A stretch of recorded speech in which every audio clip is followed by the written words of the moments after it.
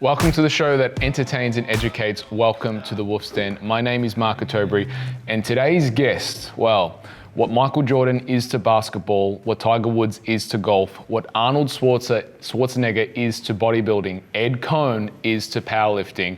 I want you to imagine going to the gym and putting 10 20 kilo plates on one side of the bar and another 10 20 kilo plates on the other side of the bar. It's a lot of plates. That's 20 kilo plates. Now imagine getting under that bar and squatting it for one rep.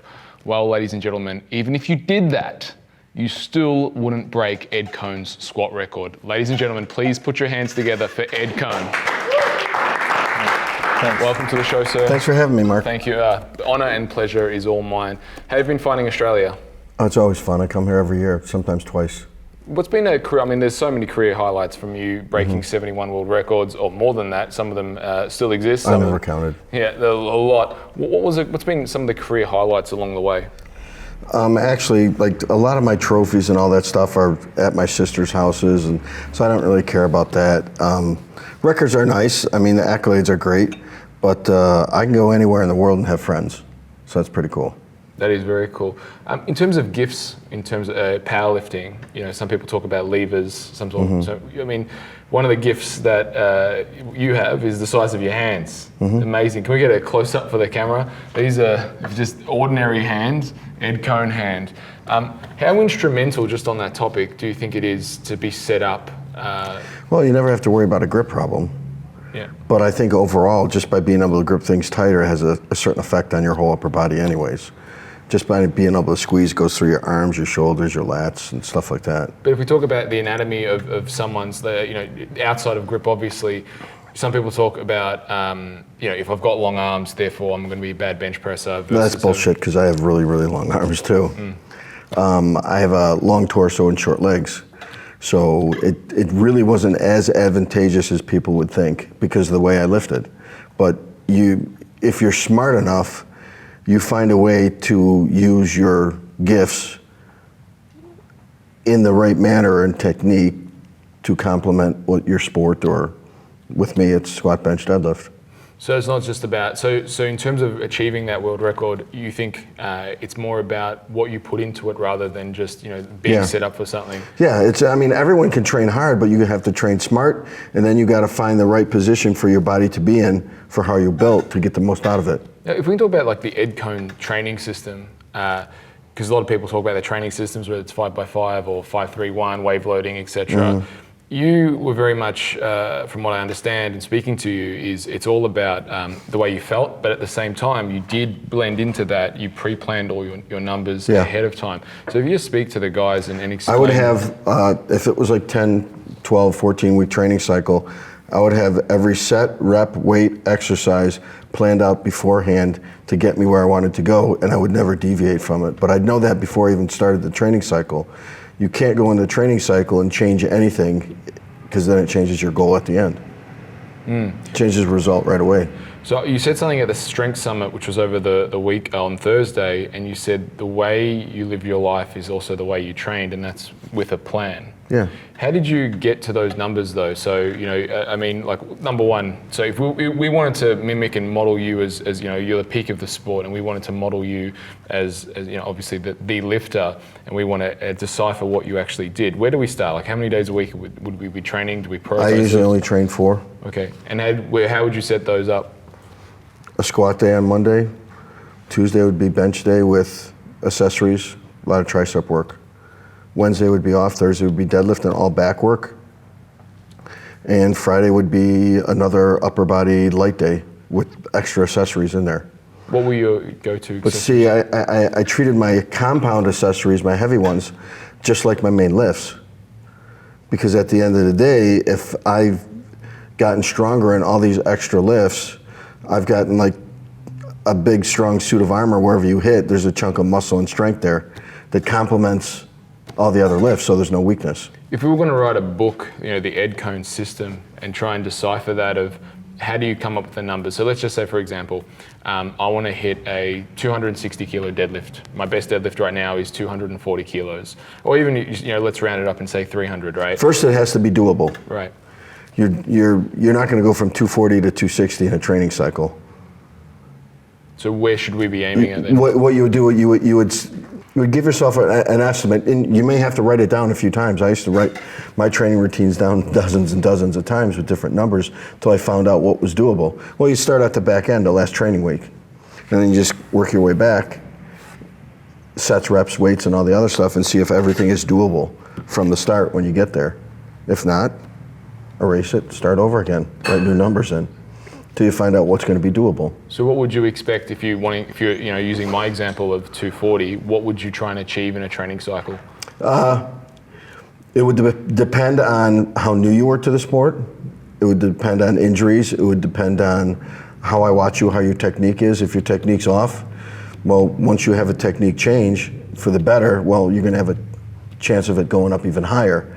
If you're like a seasoned veteran, you wouldn't worry. That's usually stuff you don't even have to worry about. So you would just break it down even further. Usually it's number selection then for a veteran. So for you, were you aiming, like let's say for example, your first time you hit 300 kilo deadlift, right?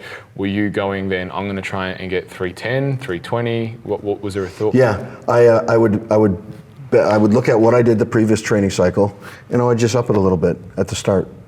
What's a little, 10 kilos, 5 kilos? Yeah, but see, the mistake people they don't think about is if I upped it 10 kilos from the last training cycle, that means almost every single exercise I do though throughout the whole training cycle, and let's say it's 12 weeks, is upped, no matter how minute a percentage.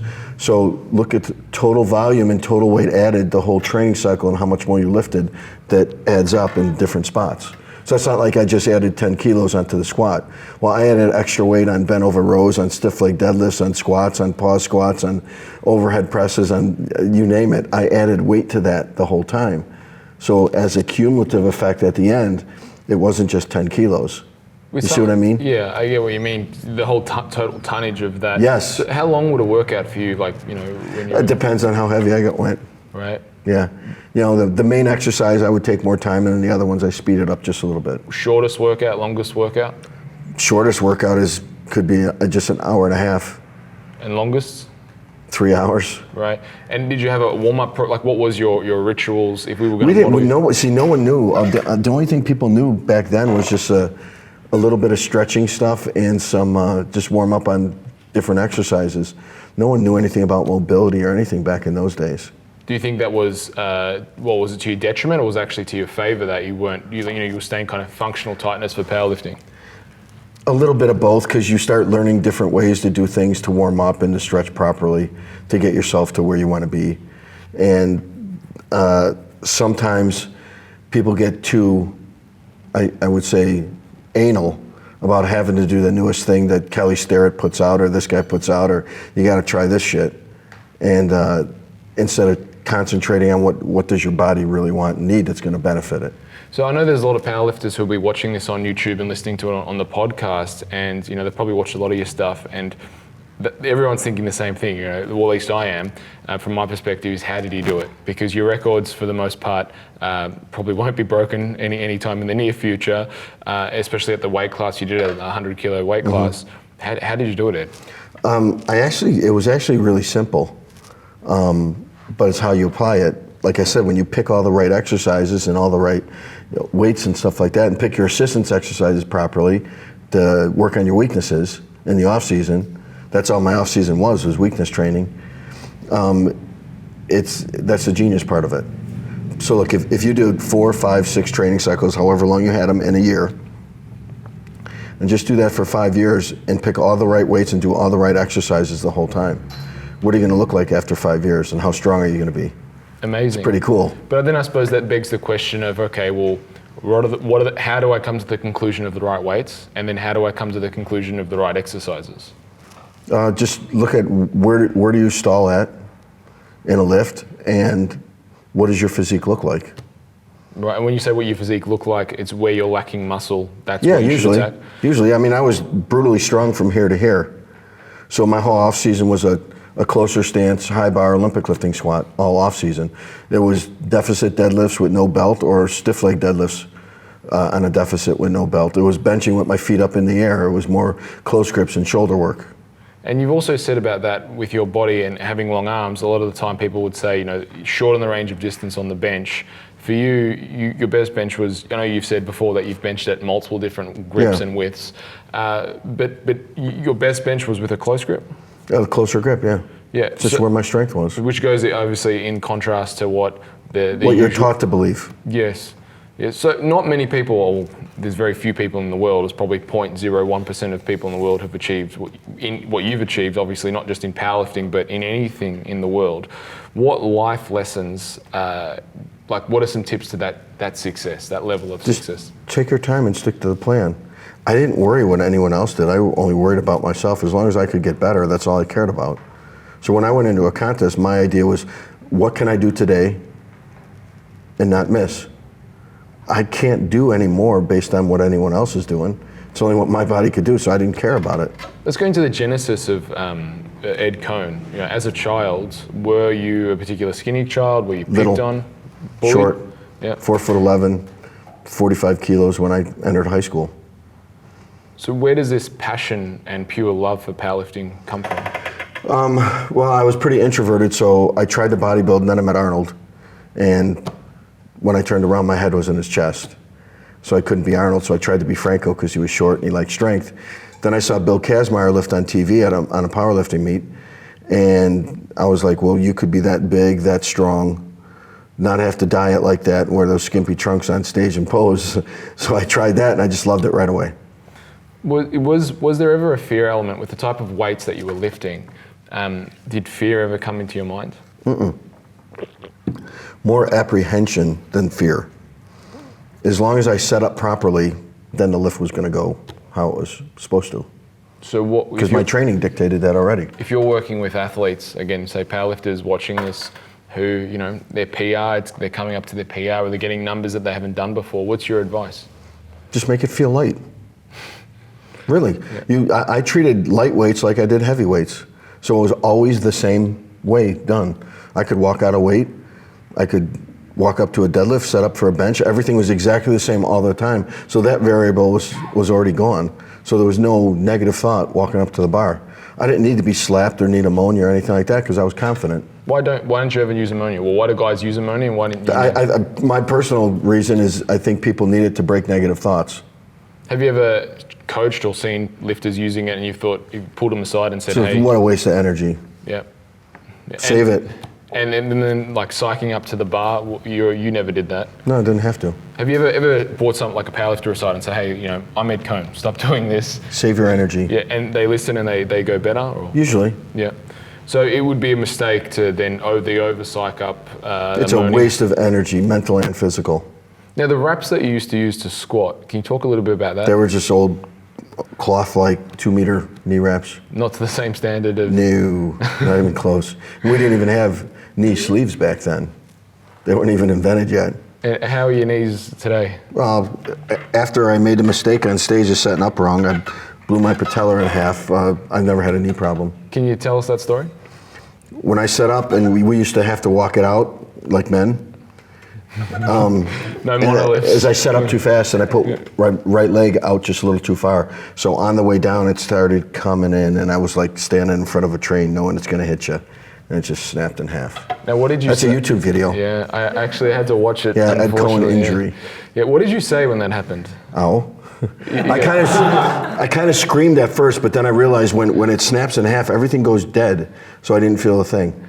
And there's an urban legend that you said at one point, "Get me out the way." Oh, I did. Yeah, I did because there was another round after me. There was a third round of squats, so I said, "Just get me off on stage. The other guy's got to squat." This was with your patella snapped. Snapped in half. Yeah. What? Yeah. Absolutely incredible. I have a cousin who's a good orthopedic surgeon. Yeah. So. Has there been any other injuries along the way? I got chunks of stuff missing, but that's going to happen a lot of times when you're young and you start growing really, really fast, something's going to give at some point. So it was like I learned from my mistakes. But I've got 2 new hips. My mom had osteo and rheumatoid arthritis her whole life, so I got that gene. So I had to have my hips replaced. When you say there's chunks of stuff missing, what exactly do you mean? Muscle. Right. Yeah, put your hand right there. Right. Yeah, that's a chunk. How did that one happen? I was like 18 years old, and at 82 and a half kilos, I was already benching like 220. Right. And I was like, whoa. 220 kilos? Yeah. Wow. So I was like, well, 2 days of bench is great. Let me throw another day in. At 18? Yeah. Jeez. So was your, because, benching 220 at 18, there's not many 18-year-olds who would, ever get close to those numbers at 18, particularly. Yeah, it could have been 19 or so, but it was. It was when you were young. I was young, yeah. So was that your first noticing, maybe there's actually something different about me? No, I never thought anything different about me. I just like to train. I didn't think about any of that. So it really is an internal process. So, okay, this is what I really want to get at, because in some ways, like I've spent a bit of time with you. I saw you at the summit. I got to speak to you on camera. But how do you control? Like, it seems to me, at least, that you have such an internal process of the way you live your life. So, how do you get rid of the distractions of life? I mean, are you aware of them, or is it just a matter of you just focus on you? It's not a distraction. I didn't care. I only cared about lifting. That was what I wanted to do. That was my main focus. That's my goal the whole time, was lifting. And I didn't have to give up anything because I was already rewarding myself by lifting, because that's what I loved.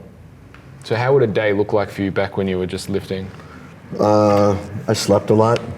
I ate a lot of whatever I wanted based on my weight class.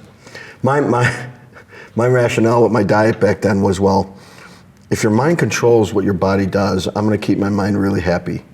So I did whatever I can within the weight class. But we didn't know enough about nutrition. We just trained. So I think the sleeping part, I used to sleep all the time. How many hours?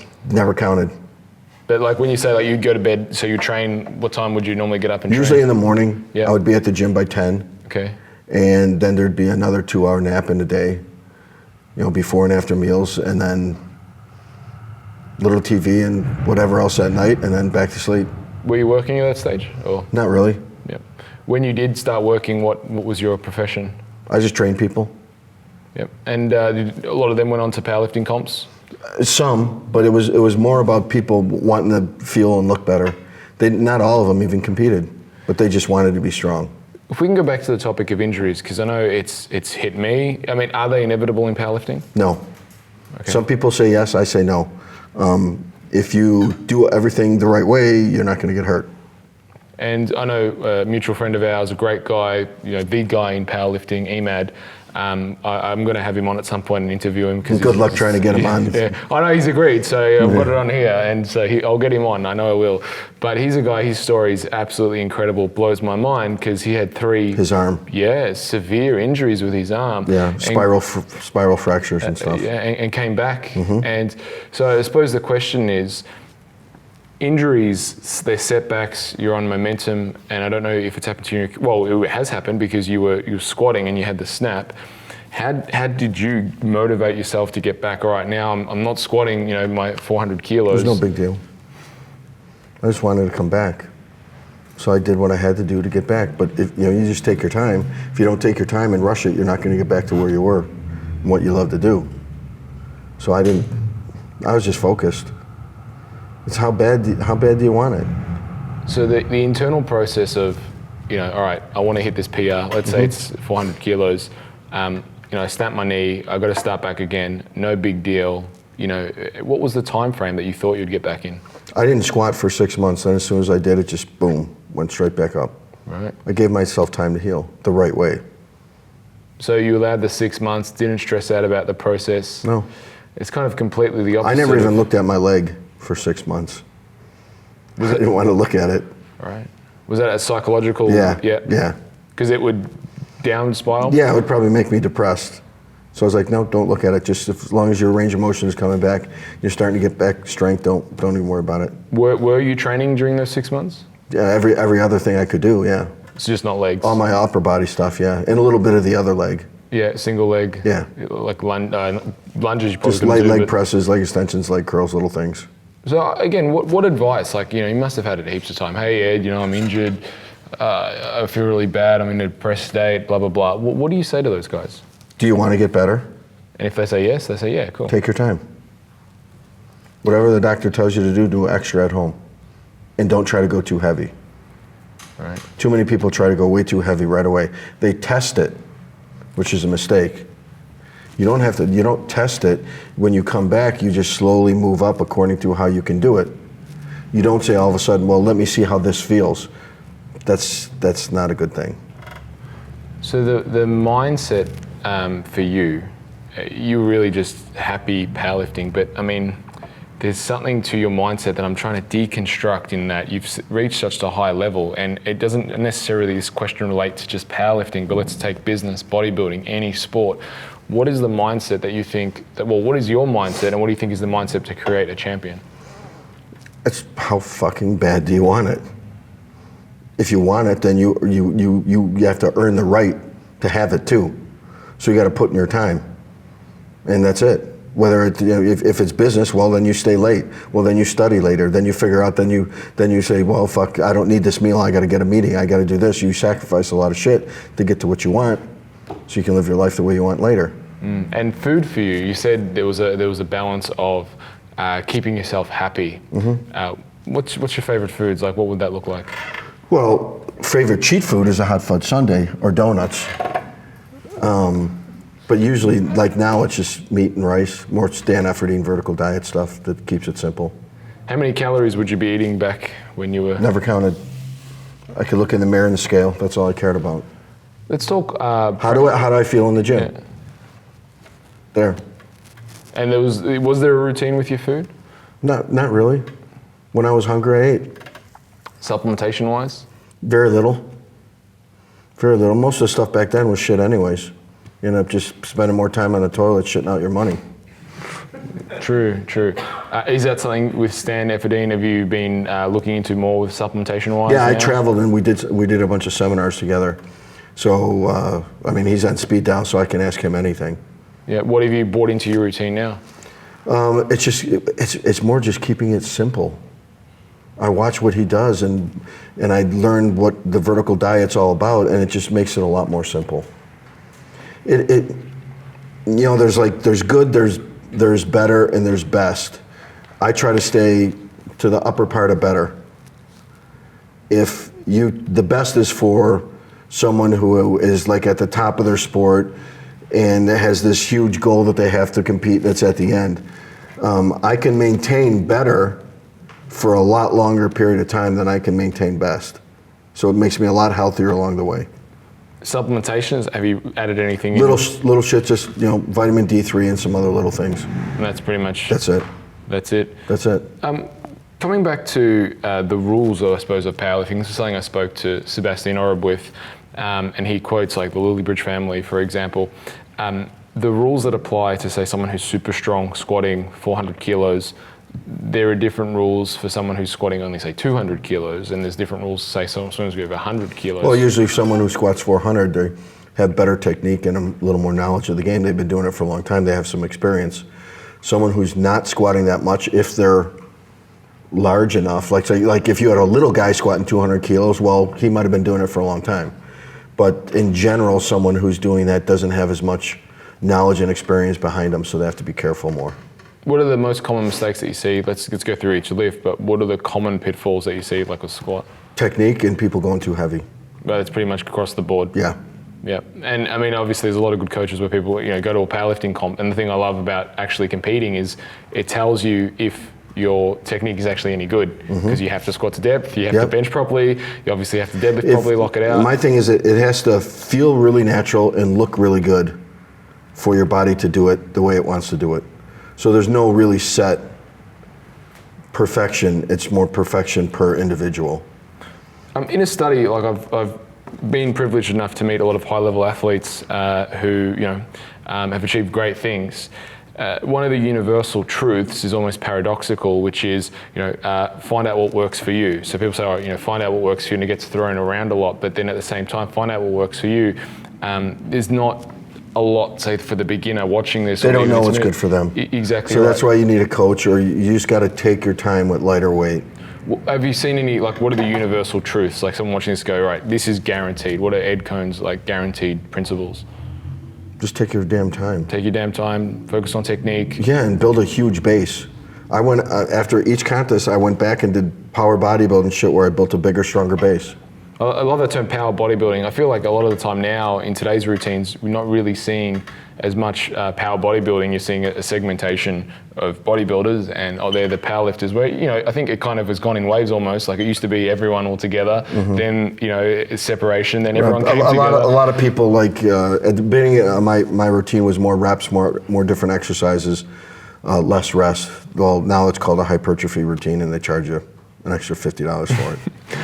What's the highest reps that, like in a training phase? 10. 10? Yep. For all supplementary as well? Even, yeah. I never went that high with all this supplementary. Did you do any routines where you were just, repping out like singles, for example, like 10 sets of 1 or something? No, there's some speed stuff you could do, like 10 sets of 3 with little rest that can give you, that's an alternative for off-season training, based on the Russian speed or explosive techniques.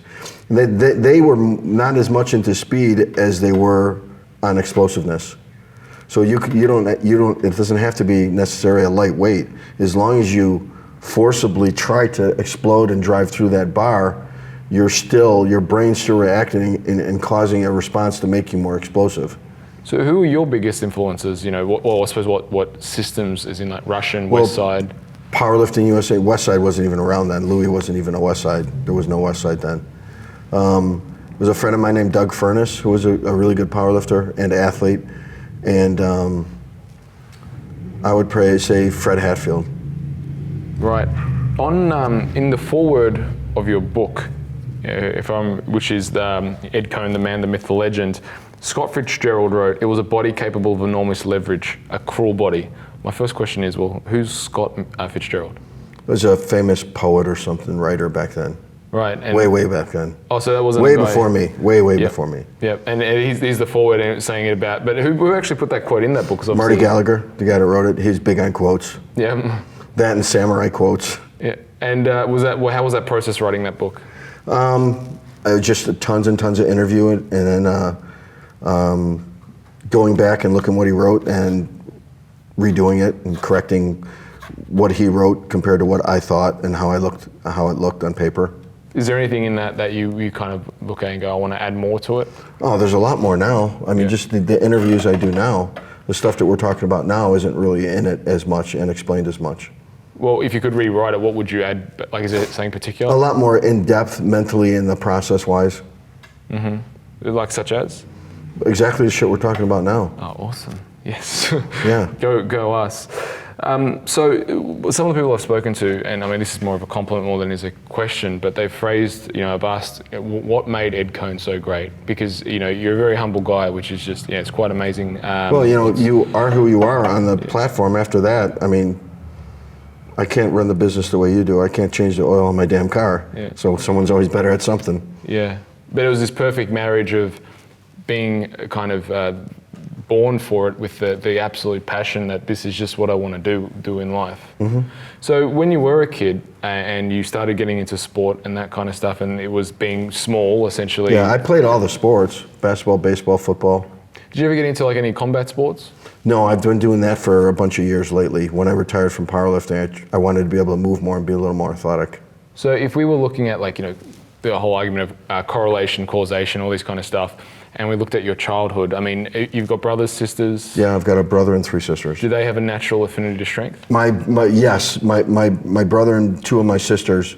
My brother was a great athlete, except he was a son of a bitch with his attitude. And 2 of my sisters, I trained them. I mean, Hagel will tell you, I trained them for a while in a basement for a while, and all of a sudden they started getting traps and upper back muscles and stuff started popping up, and that's why they quit. They were like, ooh. So there's definite a genetic component in the was your dad, mum strong? Strong-minded, that's about it. Right. Was there any lessons? Because I mean, you've definitely got a patient, take your damn time, kind of that attitude. Were there lessons in your childhood that stood out to you? No, I think because I was so introverted as a kid. When I was a kid, I had no hand-eye coordination, so I had to go to the Illinois Institute of Technology at night with pretty much like horse blinders on, bouncing a ball in a straight line with special glasses. And I was pretty introverted. So I think powerlifting and lifting weights was something I could just do by myself.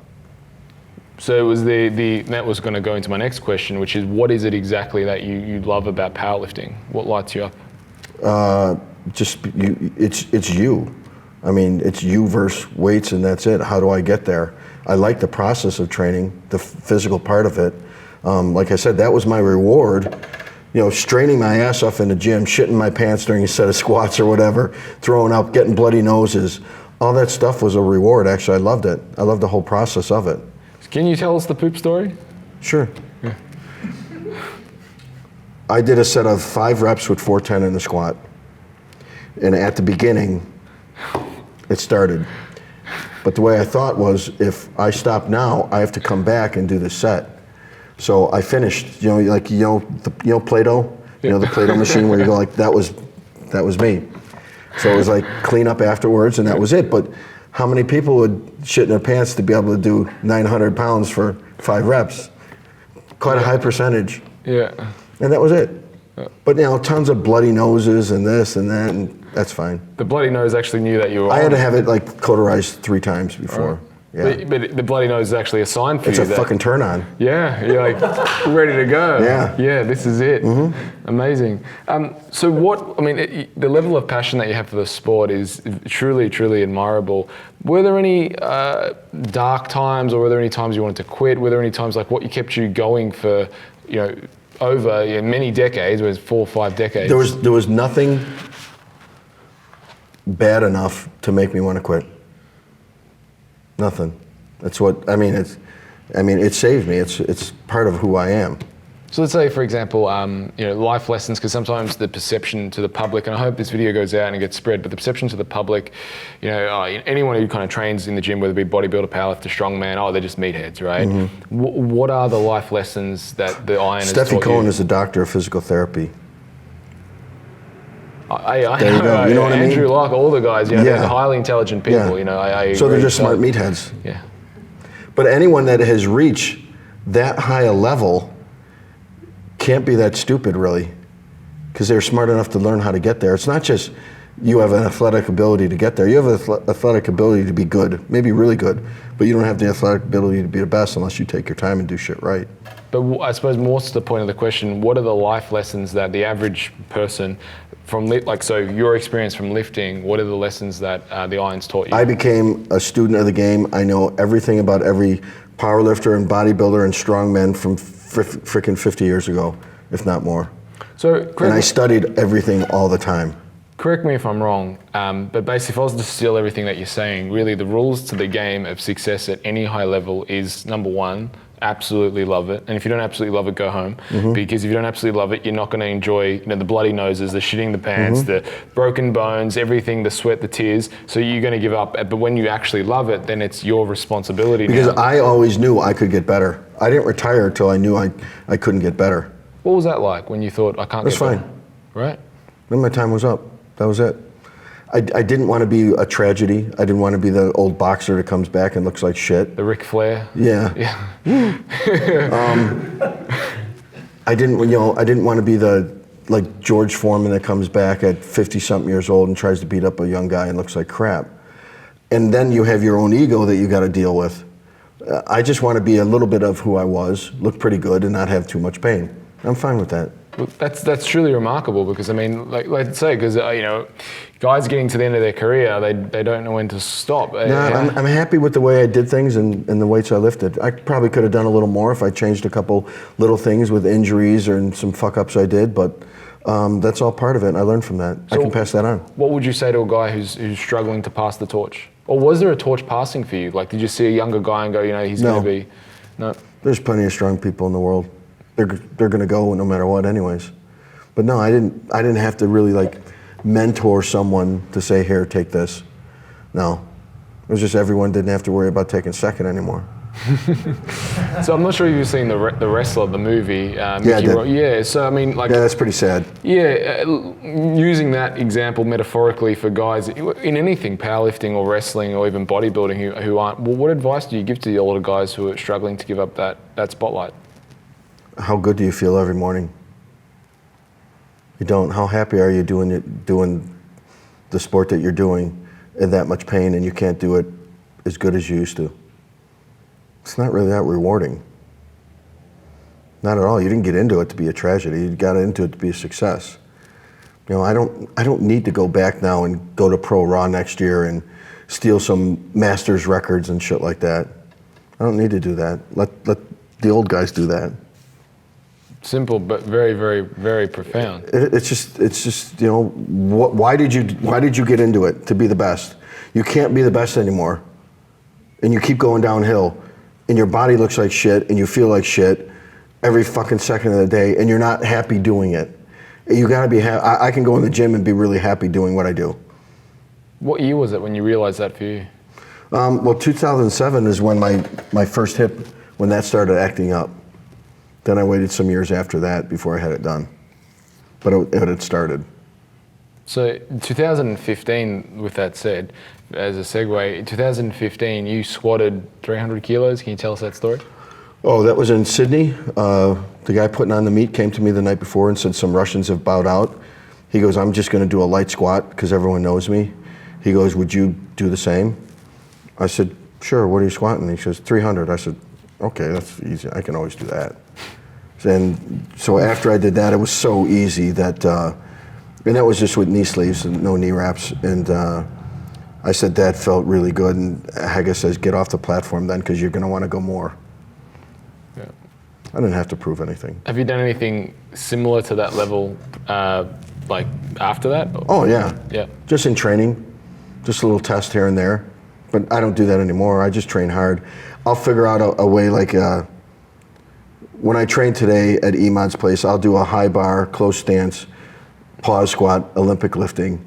So it's a lot harder and keeps me in check so I don't have to go up. If I put the bar down low and open up a little bit, I can squat anything because that's where my strength is.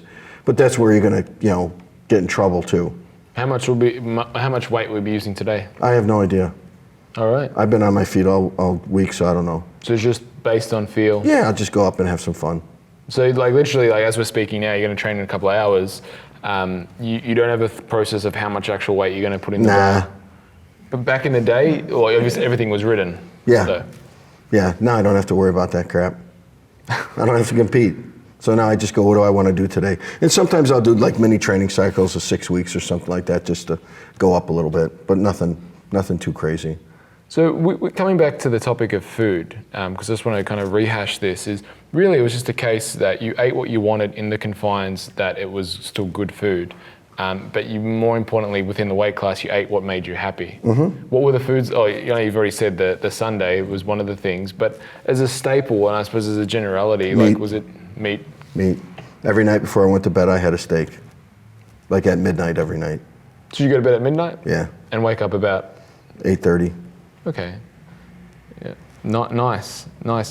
If we can talk about the experience, because you've told me some amazing stories and I've heard you say it before, but one of the highlights of your career was you've been inducted into many Hall of Fames. Mm-hmm.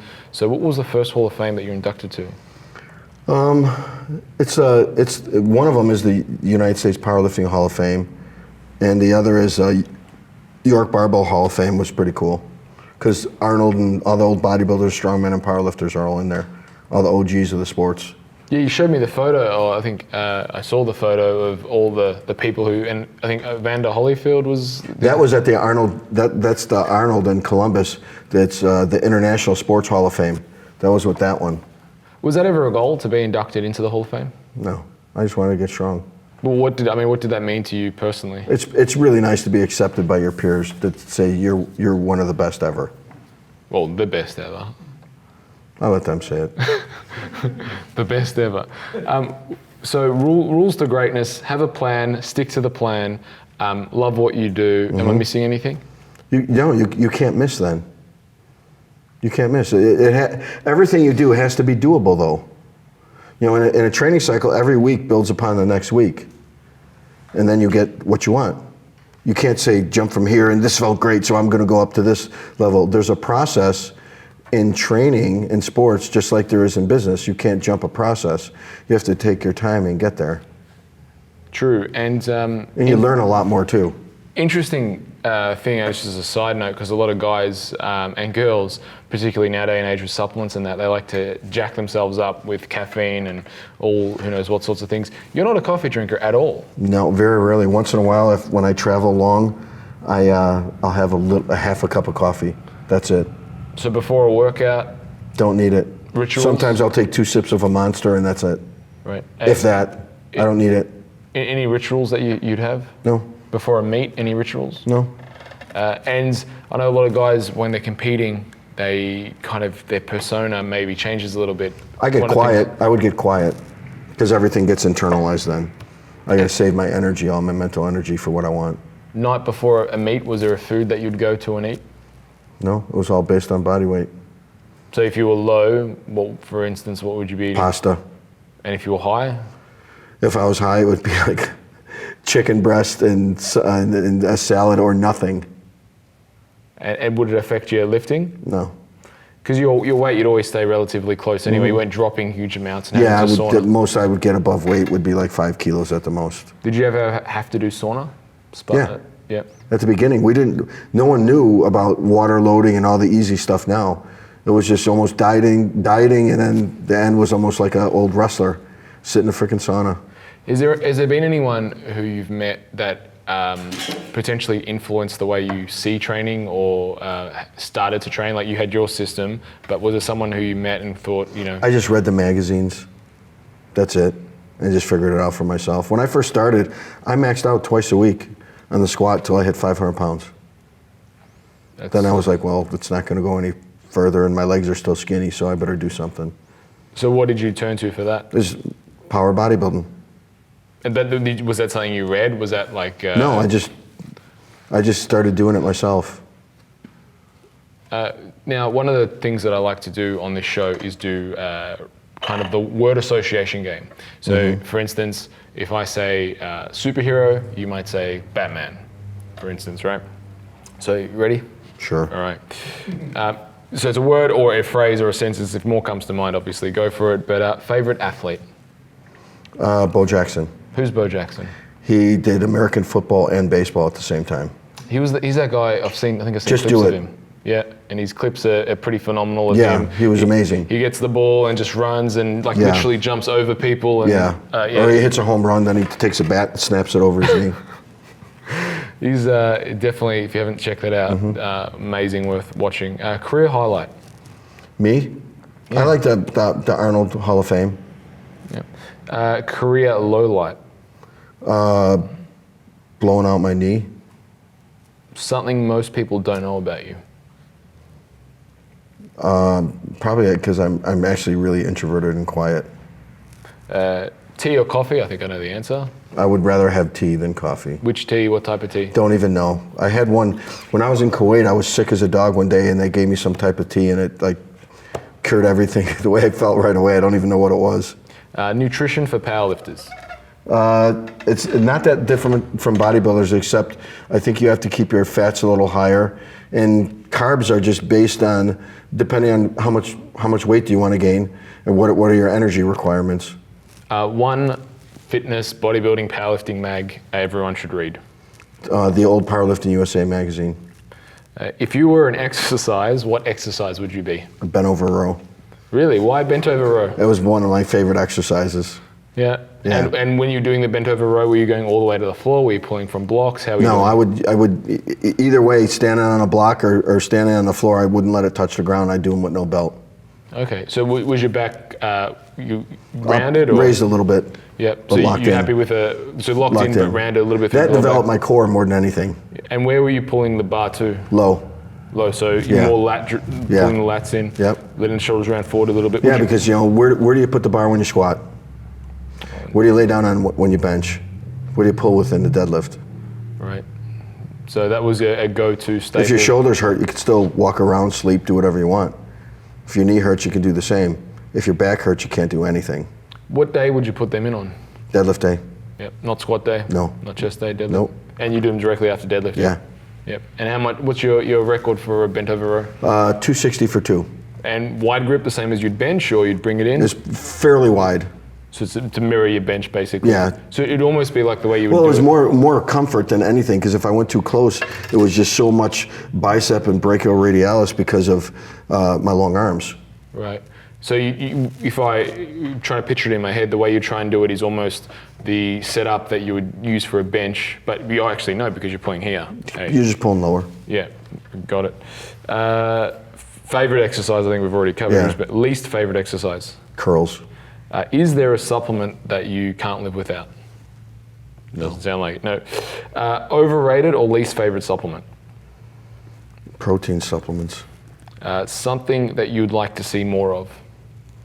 Cool contests like Pro Raw. That was a great contest on the weekend, hey? Mm-hmm. Yeah, amazing. Something you'd like to see less of? Shit judging.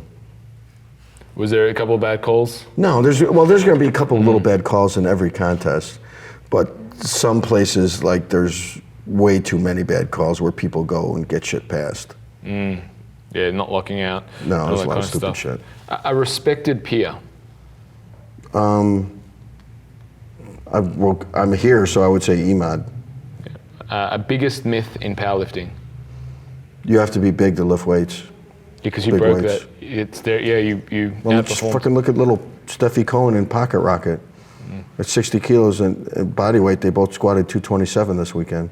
I don't know if I've asked you privately, but for the purposes of this video, I thought I'd ask it on camera too, is that do you feel in any way that you would get more out of yourself if you had a competitor who was close to you at your time? No, Why is that? because I was self-driven. I didn't give a shit. And that was I don't care about me. And that was the keys. Yeah. It's the keys the whole time. Yeah, I wanted to be the best I could possibly be. Excuse me, as long as I knew I was growing in one way or another. You know, you can list 10 different ways that can be improved, whether it's, you know, size, strength, body fat, technique, all this stuff, mental, and you just start putting those together and get better. Now you got a total package. So as long as I know I could keep improving, I didn't care. Do you watch Netflix at all? I got it now. So What once do in you a while. watch? Just really, really bad B movies. Yeah. Big fan. Yeah. Yeah. What's the last movie you watched on Netflix? Ooh, I think it was a horror flick. I don't know which one, but I love vampire movies. Oh yeah. Yeah. Have you seen on Netflix? Speaking of, have you seen The Punisher? Not the series. Yeah. Not Oh, the you like series. movies? I like the movies better. Yeah. Game of Thrones fan? No. Never really watched No, it, never. but I could say I could call Thor if I wanted to. That's a pretty cool thing to have. Complete this sentence. I'm scared of. Real work. Ed Coan's favorite powerlifter. Oh wow. Well, you know, I've got favorites because, like, a friend of mine who had passed away, Doug Furness, he mentored me a lot and taught me a lot. But there's so many because, and it's not what they lift. Like when I was at the contest this past weekend, everyone's so nice that's what I enjoy the most. So there's too many now, too many to even list. So the personalities is what really. Yeah, if people are nice and they're lifting and they're having fun, that's freaking great. Yeah, the lifting is kind of secondary to the personality. It is. What going to those big events? I mean, how is it for you? Like everyone, you know, obviously knows who you are. It's like Ed Coan. I mean, is it overwhelming at times? Like, how do you take it all? No, I'm thankful for it. You know, people come and say, "Oh, I know you're just sick of taking pictures." No, I'm not. It would be shit if no one did. You know, it's nice. Of course, it's nice to be recognized. But they're gonna come up to you because you're personable and you've been nice back. If you're a dick, no one comes up to you.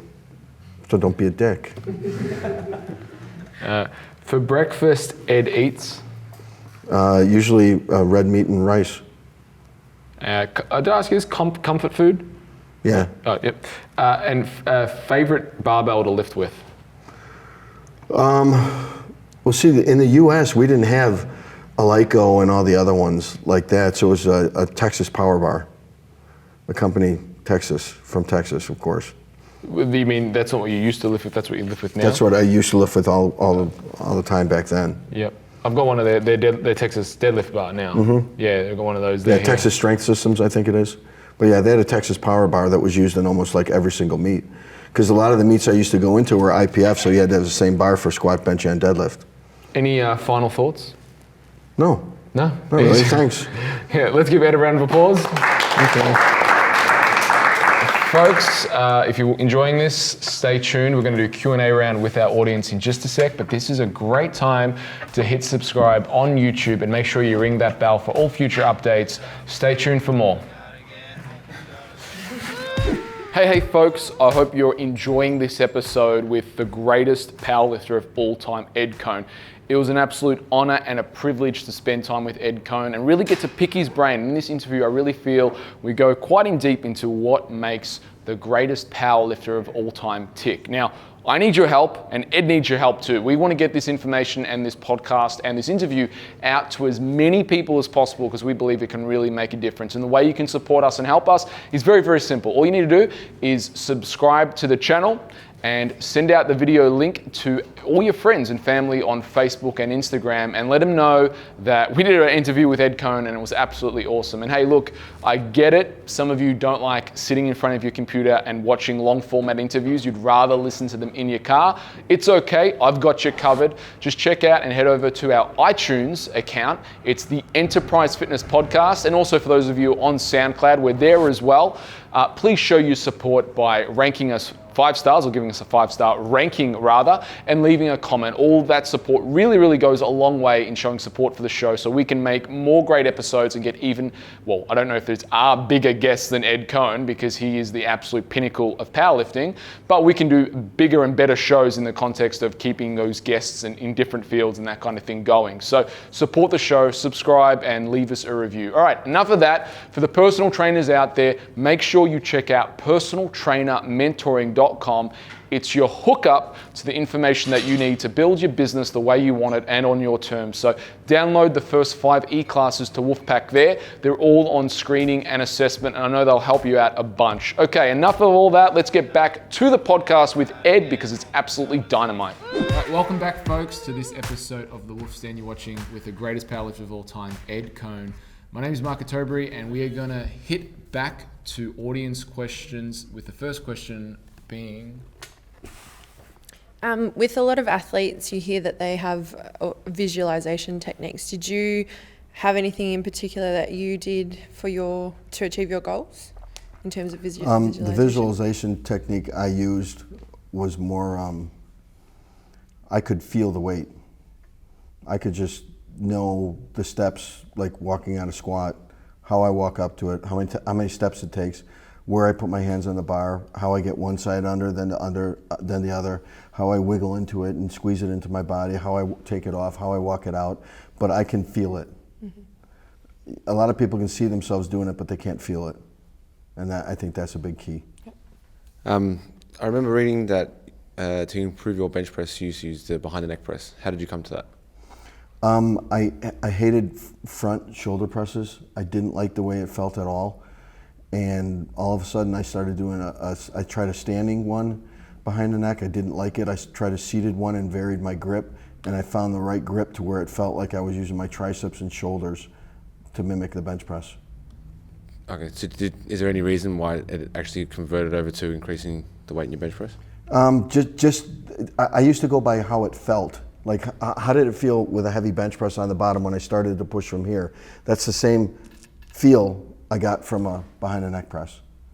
The thing is a lot of people don't do them right because they start too heavy. And I started them at a young age with real light weight, so I attained the mobility and strength in those areas to be able to do them as long as I did. In your lifts, you talk about your concentration. And do you sort of see yourself lifting in a meditative state? Or can you talk about what you focus on when you sort of get to the bar? The process, everything we do starts in your mind. The mind controls every damn thing we do, no matter what it is. So I would have to concentrate on what I did or what I was going to do. I could just close my eyes, and as I said, I could visualize it, but I could feel it. And when I got to a point where I could go and do the whole lift in my mind, I knew that it wasn't going to be a problem on the stage. Mm-hmm. I could do it in training too. It was just at a faster pace. Mm-hmm. But on the stage, it was the most important. That's when you have to, I think, have the most concentration and focus. And like I said, a lot of people, they get smacked around, they get too hyped up, and that's because they don't have the focus and confidence that they know that they're going to get it. Mm-hmm. So I think that's where it comes from. Do you meditate outside of lifting? Not consciously, but since I was always thinking about what I was going to do and how I was going to do it, I'd say yes. Mm-hmm. I wouldn't even listen to the radio on the way to the gym because I was thinking about what I had to do and how I was going to do it. Just to piggyback off that last question, would you do any visualization techniques? So on your days off, obviously when you're not training, what were you doing? Was there anything? Yeah, because actually in my mind I was training on my days off. Yeah. Just different. Positive reinforcement, and did I do anything wrong? How do I make it feel better? How are all my numbers and whatever I got to do to get better? So it was always on my mind.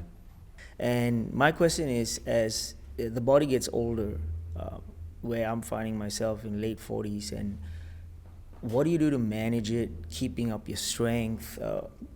You could do more volume, but you got to keep the reps lower. It's the amount of intensity you could put into a set. You can keep the volume higher, and then your intensity has to be a little bit lower, or you could keep your intensity higher and do less sets. You can't have them both. You can't just go, like if you're bodybuilding, you can't go all out on each set trying to get this pump shit. It's not going to work. You won't recover enough. So you have to pick and choose things a little bit better. Like, what exercises hurt? Well, those are the ones you go real light on. Yeah. So you wouldn't do benches anymore first. You could put them in last. You could do inclines or incline dumbbells first, or dips first, or something else first. You have to, whatever doesn't hurt or you have a problem with, that's what you have to put first. And how about recovery-wise as well? Do you find that you need to recover, take your time? More mobility work, light stretching, and walk.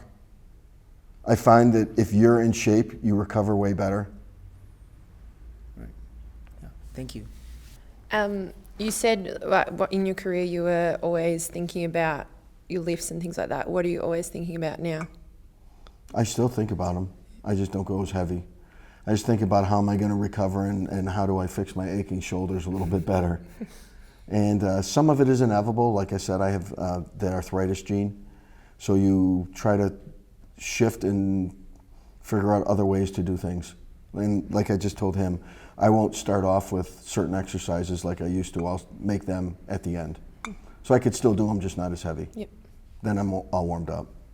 When you blew out your knee, did you have a particular recovery process that you did, like exercise-wise? I know you didn't look at it, but my therapist who worked for my cousin, who did my surgery, actually, my cousin came in the therapy room and said, "Eddie, you know how to get stronger. He knows how to get your mobility and your range of motion and stuff back. Don't get hurt." So we figured out like new little shit where we're using bands and chains and all kinds of stuff in there that no one has ever done before.